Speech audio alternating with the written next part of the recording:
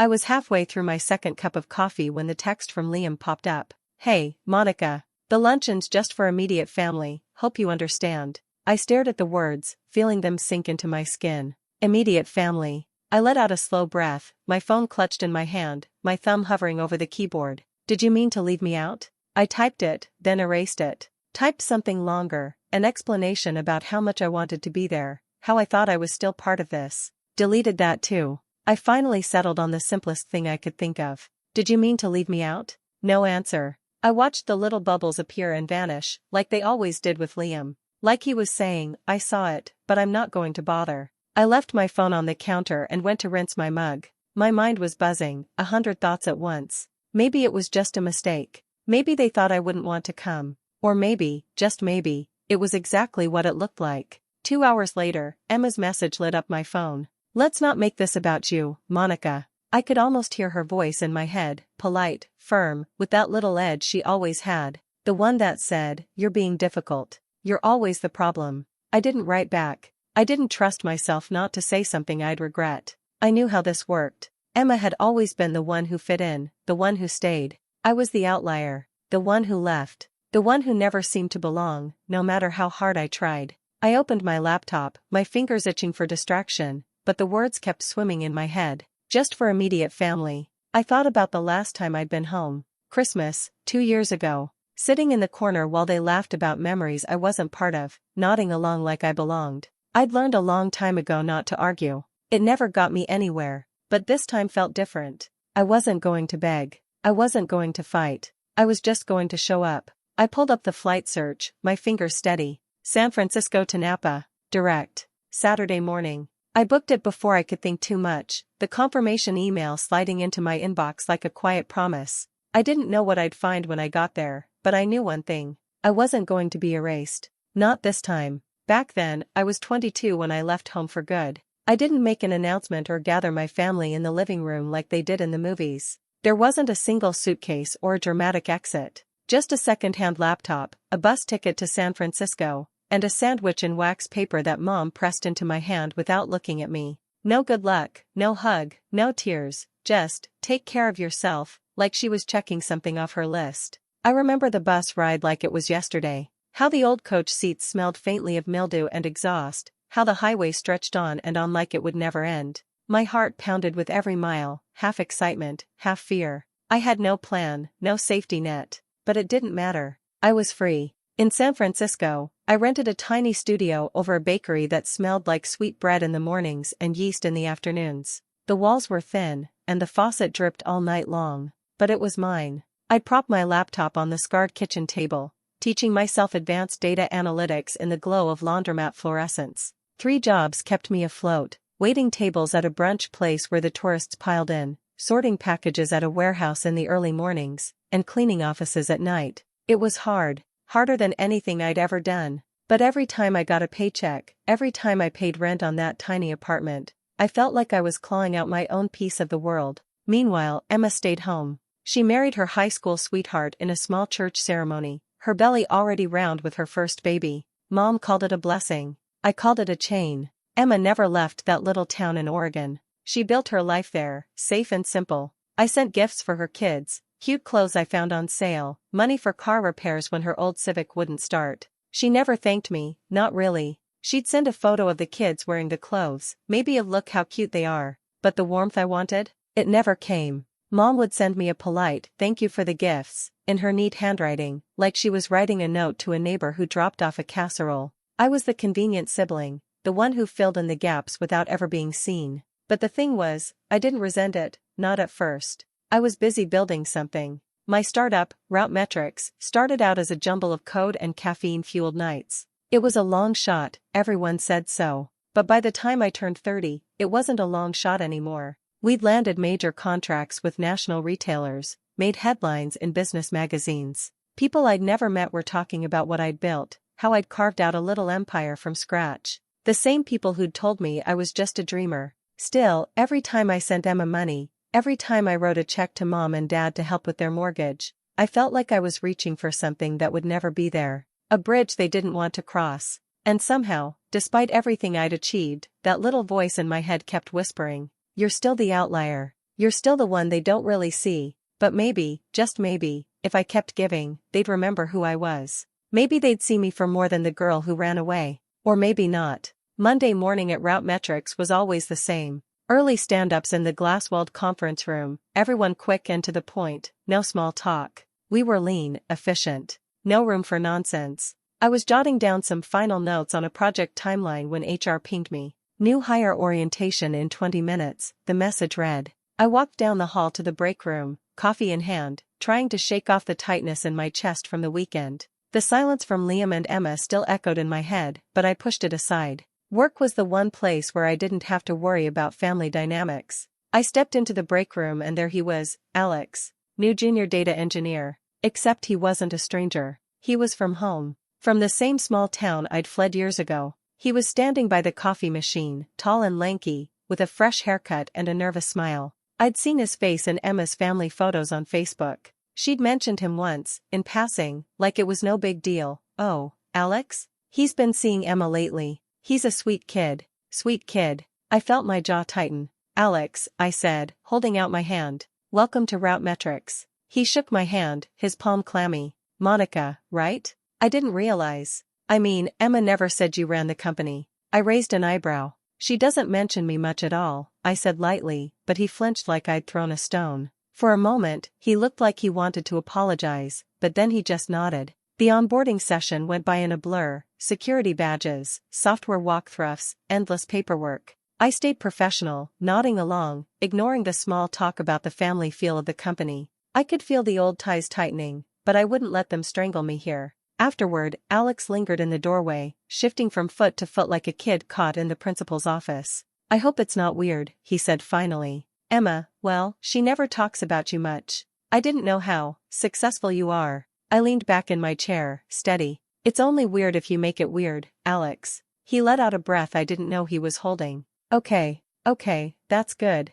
He smiled, relieved. Like I'd given him permission to exist in my world without apology. I watched him leave, that small-town politeness clinging to his shoulders like an old coat. He was the kind of kid I used to be, eager, unsure, hoping to be seen. I knew what Emma would say about all of this, let's not make this about you. But standing in that quiet office, the hum of the servers in the background, I felt a flicker of something that almost felt like victory. Alex might have come from my old world, but this was mine. I had built it brick by brick. And no one, especially not Emma, could erase that. A couple of days later, I was scrolling through my phone during a lunch break, half listening to a podcast in the background, when I saw Emma's post. It stopped me cold. Excited to celebrate Mom this Saturday. Family first, she wrote, her words sitting beneath a filtered photo of the Riverside restaurant where they'd be. The comments poured in, all of them cooing about how lovely it looked, how Mom deserved the best after so many years. No mention of me, not even a hint. I stared at the picture, feeling the slow burn of it settle in my chest. It wasn't just that I hadn't been invited. It was that they'd built a whole story around my absence, like I'd never been part of the family at all. Like I'd never sent money for soccer cleats, never spent hours searching for the perfect birthday gifts for my nieces, never quietly made sure there was enough for Dad's new hearing aids when his insurance fell short. It was deliberate. The final erasure of my place in their world. I sat there, phone in hand, my lunch untouched. I knew I could send a message. Confront Emma. Ask her what the hell she thought she was doing. But I didn't. I'd played that game before. I'd always been the one to smooth things over, to pretend it didn't sting. I wasn't doing that anymore. I closed my eyes and took a long breath. Then I opened my laptop and looked up flights again, this time, not for business, not for another client pitch in New York or LA, but for me. I was going to show up. Not for a seat at their table, not to beg them to see me, just to be there. To remind them, in the quietest way possible, that I was real, that I wasn't so easy to erase. I booked the flight. Direct, Saturday morning. The confirmation email slid into my inbox like a final note in a song. I felt a strange calm settle in my chest. I wasn't going for them. I was going for me. Because no matter how hard they tried to forget me, I was still here. And I wouldn't let them rewrite the story of my family without at least trying to leave my mark. Saturday morning came, and the flight to Napa was a blur of chatter and clinking cups. I sat by the window, watching the clouds roll by, my mind already at the Riverside restaurant. When I got there, the sun was bright and sharp, glinting off the water. The restaurant looked the same as it did in Emma's post, white tablecloths, rosemary bread set out in baskets, everything perfectly curated. The kind of place that made you feel like you needed to speak in whispers. I took a breath and walked in. The room went quiet when they saw me. Heads turned. Eyes darted away and back again, like they weren't sure if they should acknowledge me or pretend I wasn't there. My father was the first to speak. "Well, look who decided to join us," he said, his voice flat and heavy with forced civility. I didn't reply. I didn't have the energy to play along. I reached into my bag and pulled out an envelope, laying it on the table in front of my mother. She looked up at me, eyes wide, hand frozen halfway to her glass. "It's for you," I said, my voice calm. Her fingers trembled as she took it, peeling back the flap. 2 plain tickets slid out, a crisp white paper with Reykjavik printed in neat letters. I saw the flicker of memory in her eyes, how she used to talk about Iceland like it was a fairy tale, how she'd said once, half laughing, half dreaming, "One day, maybe, I'll go see the northern lights." Her lips parted in disbelief. She looked up at me, her eyes filling, and for a moment, it felt like we were the only 2 people in that room. "Monica," she whispered, her voice catching. I nodded. "I remember," I said simply. For a second, I could feel the shift in the air, the confusion, the weight of it. I could almost hear them thinking, why now? Why here? Why after everything? But I didn't care. I wasn't here to be forgiven or to prove I belonged. I wasn't here for their approval or their polite, hollow apologies. I was here because I wanted to be. Because for once, I wasn't going to let them write me out of the story. My father shifted in his seat, clearing his throat. "Well," he said, his tone stiff, "that's generous." I looked at him and gave a small smile. "It's not about you," I said, my voice calm and final. He didn't have anything to say to that. I turned back to my mother, her eyes still wide, the envelope clutched tight in her hands. "It's not a seat at this table I'm after," I said quietly. "I just wanted you to have what you always wanted, even if I'm not part of the picture you're painting today." For a moment, everything was still. The clink of cutlery, the low hum of other tables, it all felt 100 miles away. I stood there, feeling the weight of all the years between us, and then I turned and walked out, my head held high. Because I wasn't here to be accepted. I was here to be seen. And for the first time, I felt like that was enough. As I turned to leave, a quiet voice cut through the stunned silence. "Wait." It was Alex. He stood slowly, his chair scraping the floor, his eyes calm and focused. "I think it's time someone said what's really going on here," he said, his voice steady but not unkind. He glanced around the table, at my father, who sat stony-faced, at Emma, who looked like she wanted to sink through the floor. Alex's gaze settled on my mother, who was still clutching the envelope like it was a lifeline. "Monica built something incredible," he said. "She's not just the girl who left. She's the one who took every chance she could to make this family better, whether you wanted to see it or not." No one spoke. My father's jaw tightened, but he didn't interrupt. Alex looked at me for a moment, and I could see he was nervous, but he didn't back down. "I've only been here a few weeks," he went on, "but I've already seen how much she does. How much she's done. And I think it's pretty messed up that no one here seems to see that." He paused, the room so quiet that I could hear the clink of a fork on a plate from another table. "Emma," he said, turning to her, "you've talked about how Monica sends gifts, money, everything. But you've never said thank you." "Not really. You just take." Emma shifted uncomfortably, her fingers twisting in her napkin. "That's not fair," she muttered. "You don't know everything." Alex shook his head. "Maybe not. But I know enough. I know that she's been here, supporting you from a distance, even when you shut her out." He turned back to my parents. "And you," he said quietly, "you act like she's still that kid who ran away. But she's not. She's built a life. A company. She's done things most people can't even imagine." My father opened his mouth like he was about to argue, but Alex didn't give him the chance. "And yet," he said, his tone still calm, "you treat her like she's the problem. Like she doesn't deserve to be here. And that's not right." He let out a breath, like he'd been holding it in the whole time. "I'm sorry if this makes things awkward," he said, "but someone had to say it." Then he sat back down, his hands folded in his lap, his face calm but resolute. For a moment, no one moved. No one spoke. The weight of his words seemed to settle over the table like a heavy blanket. My mother looked at me then, really looked at me. Her lips parted, like she wanted to say something, but no words came out. I stood a little taller. My hands were steady at my sides. I didn't say anything, because for once, I didn't need to. Alex had said it all. He'd said the thing I'd been screaming in my head for years. The thing no one else in that room had ever dared to say. And in that small, defiant moment, I felt something I hadn't felt in a long time. Not anger, not sadness, pride. Because even if they never said it out loud, even if they never changed, I knew. I wasn't the one who needed to prove anything anymore. They were. Back at the hotel that night, I couldn't settle down. I kept replaying the dinner in my head, Alex's voice cutting through the quiet, my mother's silence, Emma's downcast eyes. It felt like something had cracked open. Like a long-buried truth had finally been spoken aloud, even if no one knew what to do with it. I was about to turn off the bedside lamp when I heard a quiet knock on the door.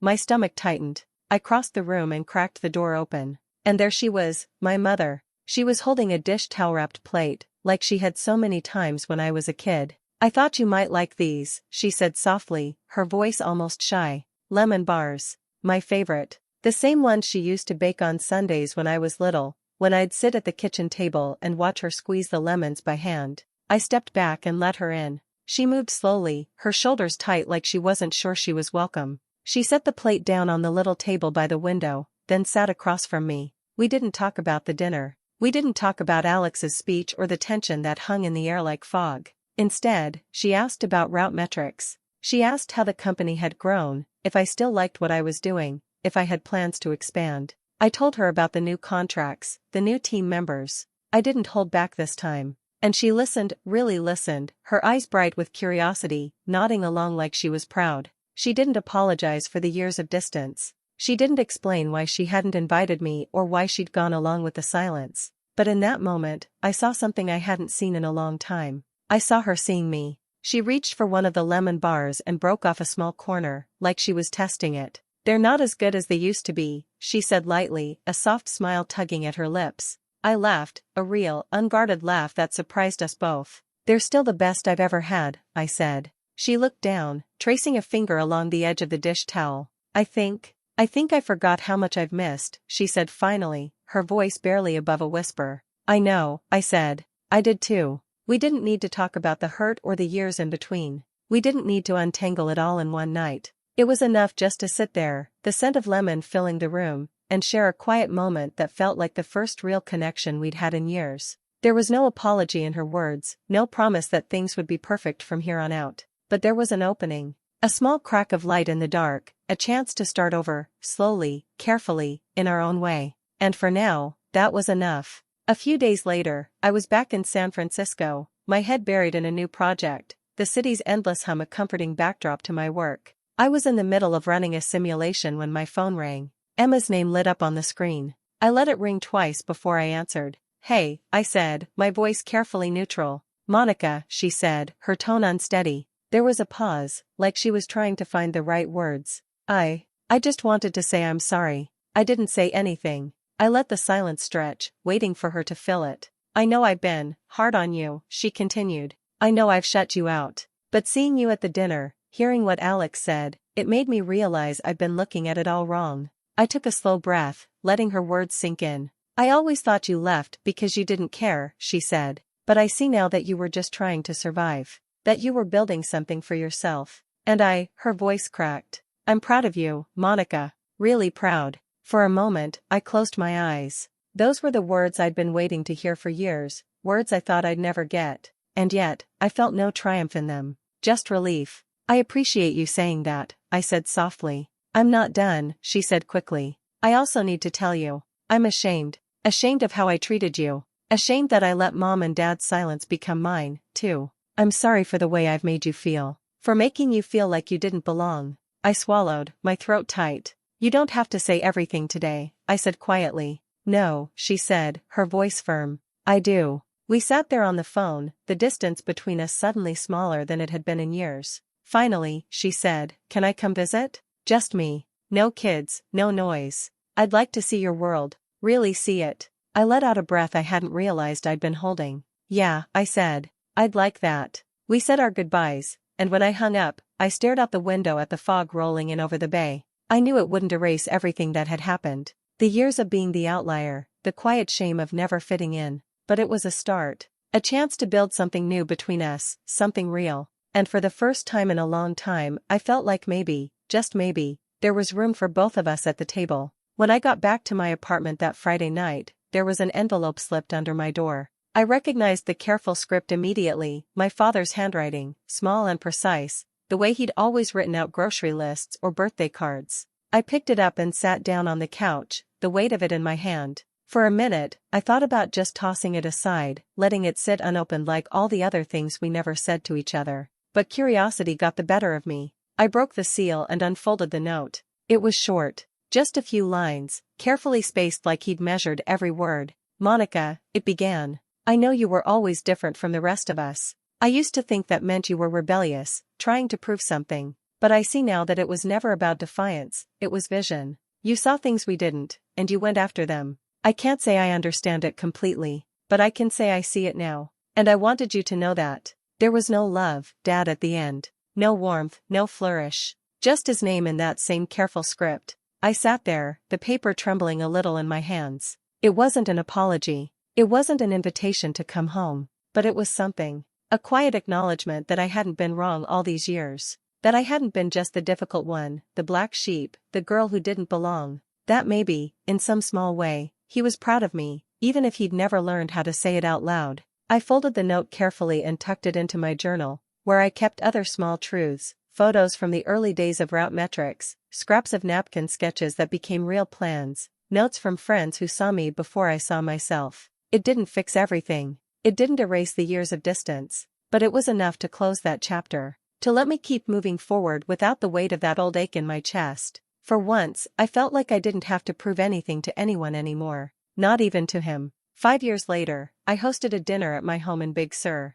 The sun was setting behind the cypress trees, turning the ocean to molten gold. I had spent the day cooking rosemary chicken, lemony green beans, a pie with a flaky crust that I'd made from scratch. My dining table was long and sturdy, a warm honey-colored wood that I'd picked out myself. There were mismatched chairs, some new, some found at antique markets, each with its own story. My mother sat next to me, relaxed in a way I hadn't seen in years. She laughed easily, her shoulders no longer hunched with caution. Emma was there, too, smiling as she passed around a plate of roasted vegetables, her hair pulled back in a messy braid. She'd brought dessert, lemon bars, the same ones Mom used to make when we were kids. Alex was at the other end of the table, showing off the new slideshow feature he'd built into Route Metrics, his eyes lighting up as he explained how it worked. And my father, he lingered at the edge of it all. He didn't say much, he never did, but his presence was different now. Softer, somehow. Less defensive. He watched the room with a quiet pride that didn't need words.